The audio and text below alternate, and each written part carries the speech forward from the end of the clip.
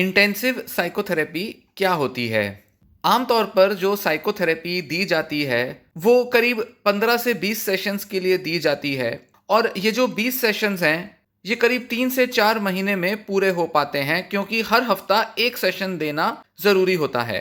Depressive disorder है, OCD है या एंग्जायटी का डिसऑर्डर है, कैसा भी डिसऑर्डर हो, पेशेंट को एवरेज तौर पर 15 से 20 सेशंस की ज़रूरत तो पड़ती ही है।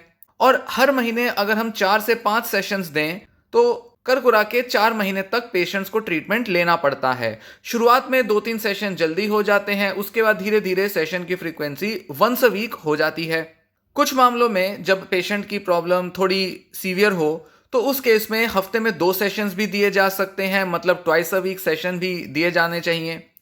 तो ऐसे में जब धीरे धीरे समय बीतता जाता है, पेशेंट थेरेपी लेता रहता है, तो 1 से 2 महीने के अंदर उसमें असर आने लगते हैं और तीसरे चौथे महीने तक पहुंचते पहुंचते पेशेंट काफ़ी हद तक रिकवर कर जाता है। इस तरह से साइकोथेरेपी के प्रोसीजर काम करते हैं। शुरुआत में पेशेंट की डिटेल्स ली जाती हैं, प्रॉब्लम्स को समझा जाता है, पेशेंट को उसकी प्रॉब्लम को एक साइकोलॉजिकल तरीके से समझाया जाता है, जो कि एक एजुकेशनल वर्क होता है। फिर उसके बाद गोल्स सेट किए जाते हैं कि किस तरह से चेंज लाया जाएगा, कौन से ऐसे एरियाज हैं या कौन से ऐसे बिहेवियर या थॉट पैटर्न्स हैं जिसमें कि बदलाव लाया जाए। फिर धीरे धीरे उसके लिए टेक्निक्स और स्ट्रेटजीज डिसाइड की जाती हैं। पेशेंट के साथ मिलकर थेरेपिस्ट जो है वो टेक्निक पर काम करना शुरू करते हैं। और ये जो टेक्निक होती हैं ये किसी थेरेपी के मॉडल पर बेस्ड होती हैं। मतलब अगर पेशेंट सीबीटी ले रहा है, मतलब कॉग्निटिव बिहेवियर थेरेपी ले रहा है, तो ऐसे में पेशेंट की जो थिंकिंग है, बिलीव्स हैं, वो कैसे चेंज करना है, कौन कौन से बिलीव्स चेंज करने हैं या बिहेवियर के अंदर कौन से बदलाव लाने हैं, इसका पूरा प्लान बनाया जाता है।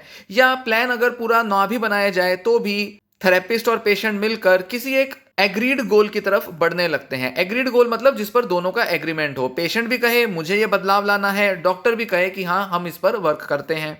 तो ऐसे धीरे धीरे जब 15-20 सेशंस तक थेरेपी चलती रहती है, फिर पेशेंट के अंदर इंप्रूवमेंट आने लगती है। धीरे धीरे वो जो इंप्रूवमेंट्स हैं वो स्टेबलाइज हो जाती हैं, स्टेबल हो जाती हैं, तो फाइनली थेरेपी को ख़त्म कर दिया जाता है।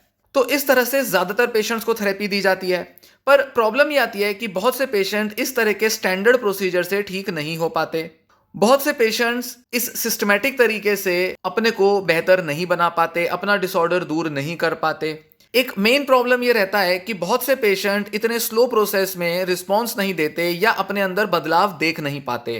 पेशेंट मोटिवेशन लूज कर देते हैं, थेरेपिस्ट पर उनका भरोसा खत्म हो जाता है, या पेशेंट की लाइफ में कुछ ऐसे बदलाव आ जाते हैं जिस वजह से वो थेरेपी को रेगुलरली नहीं ले पाता, थेरेपी में अपनी कॉम्प्लायंस नहीं दिखा पाता। कॉम्प्लायंस मतलब जहां वो जैसा कहा गया है वैसे वो इलाज लेता रहे और डॉक्टर या थेरेपिस्ट के कहने पर अपने अंदर बदलाव लाता रहे। तो बहुत से पेशेंट इस तरह से कॉम्प्लायंस नहीं दिखा पाते। कई बार पेशेंट के पर्सनैलिटी ट्रेट्स होते हैं, पेशेंट के कुछ ऐसे बिलीव्स होते हैं कि वो अपने तरीके से ट्रीटमेंट को आगे ले जाना चाहते हैं या वो ट्रीटमेंट को पूरी तरह से समझ नहीं पाते। कई बार पेशेंट ट्रीटमेंट में पूरा फेथ नहीं दिखाते। किसी ने बोल दिया कि सीबीटी ले लो, सीबीटी लेना शुरू कर दिया, पर पूरा भरोसा नहीं है सीबीटी में। दवाइयाँ भी ले रहे हैं, थेरेपी भी ले रहे हैं, तो पेशेंट का जो ट्रस्ट है वो हमेशा डामाडोल होता रहता है। कभी वो सोचता है मैं दवाइयों से ही ठीक हो जाऊं, तो कभी सोचता है मैं थेरेपी से ठीक हूं। तो ऐसे कई सारे बदलावों से गुजरते हुए पेशेंट 3-4 महीने के अंदर बहुत अच्छा चेंज कई बार नहीं दिखा पाता। और अगर हम कहें कि 20 सेशन पेशेंट को लेने हैं, कई पेशेंट ये 20 सेशन का जो प्रोसीजर है ये 6-6 8-8 महीने में पूरा करते हैं। कई बार महीने के लिए गायब हो जाते हैं, कई कई दिन तक कई बार सेशन ही नहीं लेते। तो स्टैंडर्ड तरीके से चलना ये थेरेपिस्ट के लिए भी कई बार मुश्किल होता है, पेशेंट के लिए भी मुश्किल होता है। साथ ही कई बार कुछ डिसऑर्डर्स भी ऐसे होते हैं जिनमें 15-20 सेशंस के अंदर बदलाव नहीं आ पाते। कुछ पेशेंट्स का डिसऑर्डर सीवियर लेवल का है। माइल्ड और मॉडरेट तक जहां तक बात आती है तो ये 15-20 सेशंस का टारगेट पूरा किया जा सकता है। और 20-40% पेशेंट्स ऐसे हैं जिनको 30 से 35 सेशंस भी देने पड़ते हैं। तो 4-6 महीने का ये जो टारगेट है ये काफ़ी सारे पेशेंट्स तो पूरा कर लेते हैं, क्योंकि बहुत से पेशेंट्स का जो डिसऑर्डर है वो माइल्ड या मॉडरेट लेवल पर होता है। पर कुछ प्रतिशत पेशेंट्स ऐसे होते हैं हर साइकेट्रिक बीमारी में जिनका डिसऑर्डर सीवियर लेवल का होता है, मतलब कि उनकी कंडीशन काफ़ी ख़राब होती है और उनको थोड़े टाइम तक ट्रीटमेंट देकर पूरी तरह से रिकवर नहीं किया जा सकता। इसलिए ऐसे लोगों के लिए तो लॉन्ग टर्म थेरेपी देनी पड़ती है, 1-1.5 साल तक उनको थेरेपी में रहना पड़ता है। इसी के साथ एक और बड़ा इंपॉर्टेंट फैक्टर है वो ये कि जब ग्रेजुअली धीरे धीरे वीकली या ट्वाइस अ वीक सेशंस दिए जाते हैं, तो पेशेंट के पास काफ़ी टाइम मिल जाता है जिसमें कि वो बहुत दूसरी चीज़ों में बिजी हो जाता है, उसका थेरेपी से फोकस हट जाता है। तो मान लीजिए मंडे को सेशन हुआ, अब अगला सेशन अगले मंडे को होना है, तो मंडे ट्यूसडे वेडनेसडे तक तो पेशेंट को जोश रहेगा, पेशेंट का कॉन्फिडेंस भी हाई रहेगा, पेशेंट के अंदर सारा टाइम वो थेरेपी की बातें घूमती रहेंगी। पर वेडनेसडे तक आते आते धीरे धीरे पेशेंट की लाइफ में इतना कुछ हो चुका होगा कि उसके मन से वो सारी चीज़ें उड़ जाएंगी, वो अपने दूसरी चीज़ों में बिजी हो जाएगा, कभी उसके सिम्टम्स बढ़ जाएंगे। तो थर्सडे फ्राइडे संडे तक आते आते पेशेंट ऐसा पाएगा कि जैसे वो जो मंडे का जो सेशन था वो बिल्कुल बेकार गया। फिर अगले मंडे जब वो दोबारा मिलेगा तो ऐसा लगेगा कि फिर जीरो से शुरू कर रहे हैं, ऐसा लगेगा कि जैसे जो पिछले मंडे किया था वो सब काम ही नहीं किया। तो लंबा गैप हो जाने की वजह से कई बार वो जो सेशन है उसका इम्पैक्ट पेशेंट के ऊपर नहीं रह पाता, और कई बार पेशेंट भी अपने कंफर्ट जोन में रहते हैं। मंडे से अगले मंडे तक का जो गैप है वो इतना लंबा हो जाता है कि पेशेंट पूरा मोटिवेशन ही नहीं दिखा पाता उन स्ट्रेटजीज पर काम करने का जो कि उसको सजेस्ट की गई थी। पेशेंट थोड़ा प्रोकास्टिनेट करता है, टालता है, और जो बदलाव जल्दी लाया जा सकता था उसमें कई हफ्तों कई महीने लग जाते हैं। तो ऐसे में बहुत सारे थेरेपिस्ट का ऐसा देखना है कि ये जो धीरे धीरे होने वाली थेरेपी है इसके बजाय एक ऐसा तरीका होना चाहिए जिसमें तेजी से पेशेंट रिकवर कर पाए और पेशेंट के पास टाइम तो हो अपने ऊपर काम करने का, पर उसकी जो सेल्फ मॉनिटरिंग है वो खुद को कैसे देख पा रहा है, कैसे अपने अंदर बदलाव ला पा रहा है, किन चीज़ों पर काम कर रहा है, क्या चीज़ वर्क कर रही है, क्या नहीं कर पा रही है। थेरेपिस्ट भी मॉनिटर कर पा रहा है, थेरेपिस्ट भी जल्दी जल्दी पेशेंट पर काम करके उसके अंदर बड़ा बदलाव लाने की तरफ आगे बढ़ रहा है। ये सारा जो प्रोसेस है ये अगर जल्दी से हो जाए तो पेशेंट के अंदर ज़्यादा बड़ी रिकवरी देखी जा सकती है। इसी को ध्यान में रखते हुए कुछ वैज्ञानिकों ने इंटेंसिव साइकोथेरेपी नाम की कोई चीज बनाई। इंटेंसिव साइकोथेरेपी मतलब बड़े इंटेंसिव तरीके से साइकोथेरेपी दे देना, जल्दी जल्दी कुछ ही हफ्तों में ज्यादा से ज्यादा सेशंस देकर कई घंटों तक पेशेंट के साथ काम करके पेशेंट के अंदर एक बड़ी रिकवरी अचीव की जाए। यही पर्पस होता है इंटेंसिव साइकोथेरेपी का। अगर मोटे तौर पे देखें तो इंटेंसिव थेरेपी कुछ इस तरह से दी जाएगी। पेशेंट को हर हफ्ते करीब 5 दिन डॉक्टर के पास, थेरेपिस्ट के पास विजिट करना होगा। हर दिन उसे करीब 3 से 4 घंटे तक थेरेपी दी जाएगी और यह पूरा सिलसिला करीब 3 से 4 हफ्ते तक चलेगा। मिला जुला के 20-30 दिन तक ये पूरा प्रोसेस करना पड़ेगा, 3 या 4 हफ्ते मान लीजिए। तो हर हफ्ते 5 दिन, मैक्सिमम मान लीजिए 4 हफ्ते जा रहा है पेशेंट, तो कुल मिला के 20 दिन गया, और हर दिन कम से कम 3 घंटा, तो 60 घंटे की थेरेपी वो 1 महीने में ले लेता है पेशेंट। किसी किसी केस में ज़्यादा भी हो सकता है, तो किसी किसी केस में 30-40 घंटे भी थेरेपी देनी पड़ सकती है। डिपेंड करता है पेशेंट की कंडीशन पर, पेशेंट की मोटिवेशन पर, पेशेंट के पुराने ट्रीटमेंट कैसे हुए हैं। कई सारे ऐसे फैक्टर्स डिटरमाइन करते हैं कि इंटेंसिव थेरेपी कितने टाइम तक दी जाएगी और कितने सेशंस पेशेंट को लेने पड़ेंगे। कुछ पेशेंट्स 1 हफ्ते में भी ठीक हो जाते हैं, कुछ पेशेंट्स को 2 हफ्ते लगते हैं, कुछ पेशेंट्स को दिन में 3 घंटा थेरेपी देनी पड़ती है, तो कुछ पेशेंट्स को 4 से 5 घंटा भी थेरेपी देनी पड़ सकती है। तो कुछ इस तरह से इंटेंसिव साइकोथेरेपी दी जाती है। अब इंटेंसिव साइकोथेरेपी में होता क्या है? इंटेंसिव साइकोथेरेपी में इंडिविजुअल सेशन भी हो सकते हैं और साथ ही ग्रुप सेशंस भी हो सकते हैं। फैमिली थेरेपी भी दी जा सकती है, कपल्स हैं तो कपल थेरेपी दी जा सकती है। पेशेंट को मेडिटेशन, योगा, कुछ ऐसे ऑल्टरनेटिव ट्रीटमेंट्स भी दिए जा सकते हैं। उसको कई सारी कोपिंग स्ट्रेटजीज सिखानी है, प्रॉब्लम सॉल्विंग एबिलिटीज सिखानी है, दिन भर में अपना रूटीन कैसे सेट करना है। कई तरीके के टास्क, कई तरीके के गोल्स अचीव करने पर टारगेट करती है इंटेंसिव साइकोथेरेपी। तो ये कोई ऐसा नहीं है जिसमें सिर्फ सीबीटी की जा रही है, मतलब कि ओसीडी है और सिर्फ पेशेंट को एक्सपोजर दिए जा रहे हैं। सिर्फ इसमें ये नहीं होता, पेशेंट का पूरा ट्रीटमेंट प्लान, पूरा मैनेजमेंट टारगेट किया जाता है इंटेंसिव साइकोथेरेपी में। तो अगर किसी पेशेंट को लगता है कि उसको फैमिली थेरेपी की ज़रूरत होगी तो उसे फैमिली के साथ काउंसलिंग दी जाएगी। बहुत से ऐसे इश्यूज़ हैं, घर में प्रॉब्लमेटिक हो सकते हैं, तो ज़रूरी होगा कि पेशेंट जो है वो अपने फैमिली के साथ ट्रीटमेंट ले। फैमिली के भी कुछ लोगों को इन्वॉल्व किया जाए, उनको भी थोड़ा एजुकेट किया जाए, काउंसिल किया जाए, उनके घर पे जो बिहेवियर्स हैं उसको बदलने पर भी जोर दिया जाए। पेशेंट के बीमारी के अलावा कुछ दूसरे जैसे एजुकेशन रिलेटेड स्टडीज़ कर रहा है, जॉब कर रहा है, बिजनेस है, कुछ ऐसे लाइफ एरियाज हो सकते हैं, उस पर भी बात करना ज़रूरी होता है। तो जो भी पूरे थेरेपी प्रोसेस में होता है, जो कि 3 या 4 महीने में किया जाता है, वो सारा का सारा काम पेशेंट के साथ केवल 3-4 हफ्तों में ही कर दिया जाता है इंटेंसिव साइकोथेरेपी में। तो चाहे डिप्रेशन का पेशेंट हो, डिप्रेशन के पेशेंट के लिए सीबीटी करनी होगी, तो एक तो उसको बिहेवियर मॉडिफिकेशन या बिहेवियर एक्टिवेशन सिखाना होगा, साथ ही उसको थोड़ा कॉग्निटिव वर्क करना होगा, अपने बिलीव्स को चेक करना होगा, और पेशेंट जो है रोज़ अपना होमवर्क करेगा। साइकोलॉजिस्ट जो है वो पेशेंट को टास्क देगा, वो अपने घर पे जाके टास्क करेगा, और फिर अगले दिन या एक दो दिन के बाद जब वो दोबारा थेरेपिस्ट से मिलेगा तो वो उसको बता पाएगा कि उसने क्या किया, कौन सी चीज़ हेल्प करी, कौन सी चीज़ ने हेल्प नहीं किया, फिर उसको अगले ही सेशन में मॉडिफाई कर दिया जाएगा। तो इस तरह से जल्दी जल्दी कई सारे सेशंस पेशेंट को देकर पेशेंट के अंदर ज़्यादा बड़ा बदलाव लाने की नीयत से ये इंटेंसिव थेरेपी दी जाएगी। इंटेंसिव थेरेपी के अंदर पेशेंट को हॉस्पिटल में एडमिट नहीं किया जाता।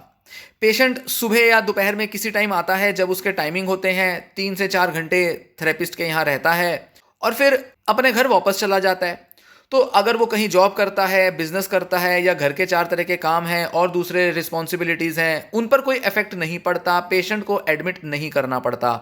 इंटेंसिव थेरेपी हॉस्पिटलाइजेशन नहीं होती, ये इन पेशेंट ट्रीटमेंट नहीं होता, ये आउट पेशेंट ट्रीटमेंट होता है। इसको इंटेंसिव आउट पेशेंट थेरेपी भी कहते हैं, आईओटी इस नाम से भी जानते हैं। किस तरह के लोगों में आईओटी मतलब इंटेंसिव साइकोथेरेपी दी जा सकती है? जितने भी एंजाइटी डिसऑर्डर्स हैं जैसे कि phobia, panic disorder, generalised anxiety disorder, social anxiety disorder, obsessive compulsive disorder, PTSD post traumatic stress disorder, major depressive disorder जिसे डिप्रेशन कहते हैं, डिस्थाइमिया या persistent depressive disorder, personality disorders में, सब्सटेंस एब्यूज में जिसमें कि ड्रग अल्कोहल की लत पड़ जाती है उसमें तो बहुत ही ज़्यादा रिकमेंड किया जाता है। बाइपोलर डिप्रेशन हो उसमें भी दिया जा सकता है। ईटिंग डिसऑर्डर्स में देना काफ़ी रिकमेंड किया जाता है। टिक्स डिसऑर्डर हैं, टॉरेट सिंड्रोम, उसमें दिया जा सकता है।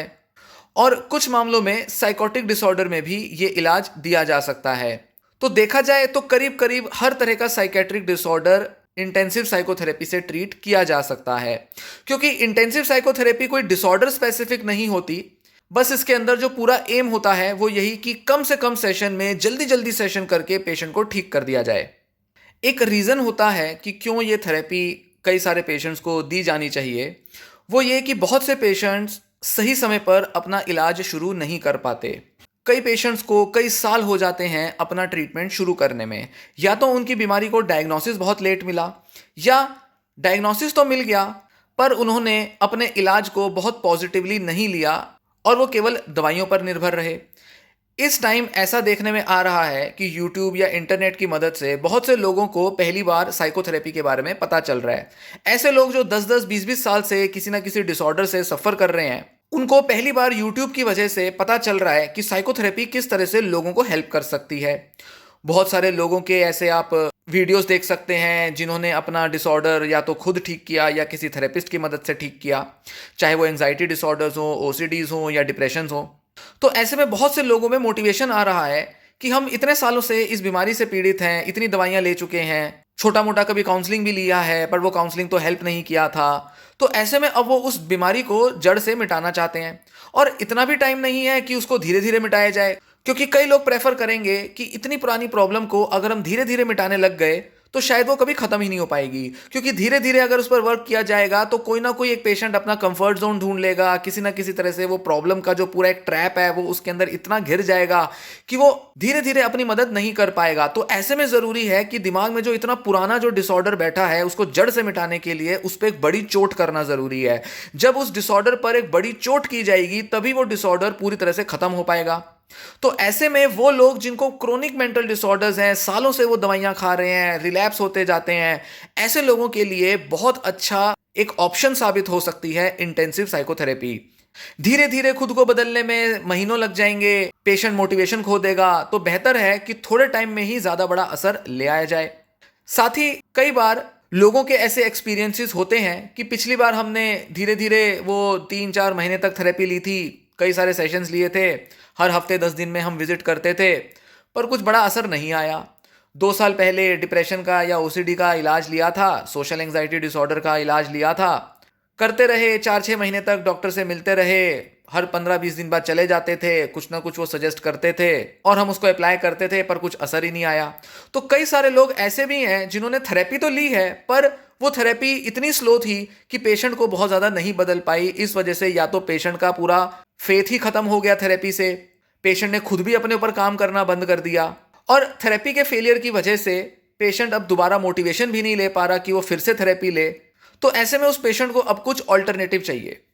तो इस बार अगर ये पेशेंट इंटेंसिव साइकोथेरेपी की मदद लेगा तो थोड़े समय में वो जल्दी अपने को ठीक कर पाएगा, क्योंकि उसका पुराना भी एक्सपीरियंस है कि थेरेपी में काम कैसे किया जाता है। साथ ही एक बार थेरेपी में काम करने के बाद पेशेंट को अपनी प्रॉब्लम के बारे में काफी कुछ समझ आ जाता है। पेशेंट ने कुछ ना कुछ पढ़ भी लिया होता है गूगल या किसी किताब की मदद से, थोड़े वीडियोस देख लिए होते हैं, तो पेशेंट को एक आइडिया मिल जाता है कि थेरेपीज काम कैसे करती हैं। बस उसे कोई ऐसा इंसान चाहिए होता है जो कि उसकी मदद कर सके, उसको गाइड कर सके और उसकी जो रिकवरी है उसको एक धक्का दे सके, उसको एक पुश दे सके, ताकि पेशेंट जो है अपनी मेंटल हेल्थ रिकवरी में एक जंप ले सके, एक छलांग ले सके। बहुत से लोग वो छलांग नहीं ले पाते। बहुत से लोग अगर खुद करते रहें या धीरे धीरे सेशन लेते रहें तो बड़ा बदलाव अपने अंदर नहीं ला सकते, क्योंकि शायद उनका नेचर ऐसा है या शायद उनका बीमारी अब इस स्टेज पर है जहां उसको बस एक धक्के की जरूरत है, जहां बस उसको एक पुश की जरूरत है। वो पेशेंट उस बीमारी से जल्दी बाहर आ सकता है अगर उस पर एक इंटेंसिव वर्क किया जाए, ना कि उसे धीरे धीरे आराम आराम से बदलने के लिए खुद को लगा दिया जाए। तो ऐसे पेशेंट्स जो कि अपनी बीमारी को बहुत अच्छे से समझते हैं, जिनको साइकोलॉजिकल प्रिंसिपल्स की भी काफ़ी अंडरस्टैंडिंग है, जिन्होंने थोड़ा बहुत अपने अंदर थेरेपी के प्रिंसिपल्स और टेक्निक्स की मदद से बदलाव लाया है, जिनका भरोसा बहुत अच्छा है थेरेपी के ऊपर, जिनका छोटा मोटा सक्सेस थेरेपी में हुआ भी है, ऐसे लोगों को इंटेंसिव थेरेपी बहुत अच्छे से हेल्प कर सकती है, क्योंकि ये लोग जल्दी अपने अंदर बदलाव देखने के लिए मोटिवेटेड रहेंगे। एक पेशेंट जिसका थेरेपी पे फेथ नहीं है, पूरी तरह से मोटिवेटेड नहीं है, जो सोचता है चलो हाँ ठीक है लेके देख लेते हैं थेरेपी, क्या कर लेगा थेरेपिस्ट, देख लेते हैं एक बार, हाँ थेरेपी नाम तो बहुत सुना है, लेके देखते हैं शायद मेरी बीमारी ठीक हो जाए। या कई लोग इतने डिसअपॉइंटेड हैं, अरे 15 साल पुराना ओसीडी है, 15 साल पुराना डिप्रेशन है, क्या ही कर लेगी थेरेपी, सारी दुनिया ने समझा लिया, हमने भी खुद को बहुत कुछ समझा लिया, आज तक तो ठीक हुए नहीं, चलो थेरेपी लेके देख लेते हैं। तो ऐसे लोग जो बहुत हताश हो चुके हैं, जो या तो दवाइयों पर भी पूरा फेथ नहीं रखते, मजबूरी में खा रहे हैं दवाइयाँ, या थेरेपी या अपने अंदर लाने वाला कोई बदलाव उसमें भी मोटिवेटेड नहीं रहते, तो ऐसे लोगों के लिए इंटेंसिव थेरेपी शायद सही ऑप्शन नहीं होगी, क्योंकि ये लोग बहुत हताश हैं। पर अगर कोई पर्सन बहुत सही माइंडसेट में है, अगर उसे इस बात की अंडरस्टैंडिंग है कि हाँ वो खुद को बदल सकता है, उसको अपनी लाइफ को बेहतर करने के लिए एक अच्छी गाइडेंस और सपोर्ट चाहिए और टेक्निक को बिल्कुल सही तरीके से अपने सिम्टम्स पर लगाने की बस देरी है, जो डॉक्टर पर भी भरोसा करता है, वो पेशेंट सबसे अच्छे तरीके से इंटेंसिव साइकोथेरेपी की मदद से अपने अंदर एक बड़ा बदलाव ला सकता है। ऐसा नहीं है इंटेंसिव साइकोथेरेपी कि चलो देख लेते हैं, ट्राई करके देखते हैं, असर पड़ गया तो ठीक, नहीं पड़ा तो क्या कर सकते हैं, बीमारियां ठीक तो होती नहीं, मुझे तो लगता नहीं मुझे कोई ठीक कर सकता है डॉक्टर। ऐसे माइंडसेट से इंटेंसिव साइकोथेरेपी नहीं की जाएगी, क्योंकि ध्यान दें, एंजाइटी डिसऑर्डर्स हो या कैसा भी डिसऑर्डर हो, जब आप इंटेंसिव साइकोथेरेपी लेने जाएंगे तो आपको डेली अटेंड करना पड़ेगा सेशन, ज्यादा देर के लिए अटेंड करना पड़ेगा, बहुत कुछ बहुत जल्दी और बहुत छोटे टाइम में सीखना पड़ेगा। तो ये तभी संभव है जब आपका पूरा फेथ हो, पूरा भरोसा हो, पूरा ट्रस्ट हो। ऐसे हल्के फुल्के तरीके से, काम चलाऊ ढंग से आप थेरेपी नहीं ले पाएंगे। डॉक्टर कुछ भी कर ले, आप भागने में लगे रहोगे, किसी तरह से आप चाहोगे 2 सेशन बाद ही आप इतने बुरी तरह से थक जाओगे, आपको लगेगा अरे ये तो मुझसे नहीं हो सकता, मेरे से नहीं ली जा सकती ये इंटेंसिव थेरेपी। क्यों? इसलिए नहीं कि थेरेपी असरदार नहीं थी, इसलिए क्योंकि आप तैयार नहीं थे, आप पूरे राइट माइंडसेट के साथ, सही मानसिकता के साथ थेरेपी लेने गए ही नहीं थे। इनफैक्ट जो धीरे धीरे ग्रेजुअल तरीके से थेरेपी की जाती है, वहां भी यही प्रॉब्लम होती है। अगर एक पेशेंट टूटे फूटे मन से जैसे तैसे किसी ने बोल दिया, कहीं सुन लिया, इस तरीके से थेरेपी लेने जाता है जब, तो उस पेशेंट में थेरेपी भी ज्यादा असर नहीं ला पाती, क्योंकि वो पूरे मन के साथ, पूरे फेथ के साथ थेरेपी ले ही नहीं रहा है। इसलिए चाहे कैसे भी थेरेपी ली जाए, चाहे वो 3-4 महीने में ही क्यों ना पूरी की जाए, पर भरोसा रखना बहुत जरूरी है, तभी आप थेरेपी से फायदा ले पाएंगे और उसकी टेक्निक्स को समझ भी पाएंगे और उसे अप्लाई भी कर पाएंगे।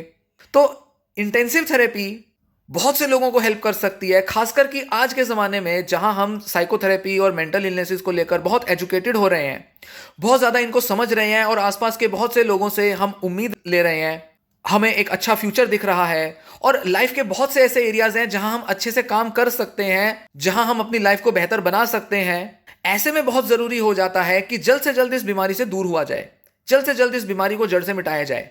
तो यही इंटेंसिव साइकोथेरेपी मददगार साबित होती है। एक चीज समझें, थेरेपी एक ऐसा प्रोसेस होता है जिसमें डॉक्टर भी पेशेंट पर जब भरोसा करता है तो ही अच्छी थेरेपी दे सकता है, और पेशेंट भी जब डॉक्टर पर पूरा भरोसा करता है तभी वो अच्छे से थेरेपी ले भी सकता है। एक थेरेपिस्ट पेशेंट पर काम करना शुरू हो गया, पेशेंट अपने अंदर बदलाव ही नहीं ला पा रहा, तो धीरे धीरे 2-4 सेशन के बाद डॉक्टर का भी कन्विक्शन जो है, भरोसा है, वो थोड़ा कम हो जाएगा।